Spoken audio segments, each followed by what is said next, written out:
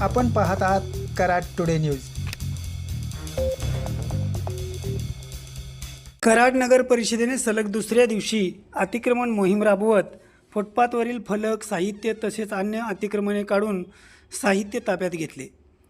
बसस्थानक परिसर, दत्त चौक, तहसीलदार कचेरी, शाहू चौक व पुन्हा दत्त चौक अशी ही मोहीम मंगळवारी राबवण्यात आली।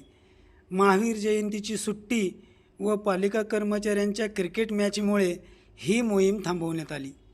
मात्र बुधवारी पुन्हा ही मोहीम राबवण्यात येणार आहे। दरम्यान मोहीम राबवण्यापूर्वीच बसस्थानक परिसरातील हातगाडे विक्रेत्यांनी जागा रिकामी केल्याने वडाप रिक्षांची आता त्या ठिकाणी रेलचल सुरू झाली आहे। दरम्यान गोरगरीब फळ विक्रेत्यांच्या अतिक्रमणासोबत धनदांडग्यांची अवैध बांधकामेही नगरपालिकेने पाडून ती हटवून दाखवावीत। त्याचबरोबर कन्याशाळा ते मच्छी मार्केट, नगरपरिषदपासून ते महात्मा फुले पुतळा दरम्यानच्या रस्त्यावरील अतिक्रमणे काढून नागरिकांना ये-जा करण्यासाठी सदरचा रस्ता मोकळा करून द्यावा अशी मागणी नागरिक करू लागले आहेत।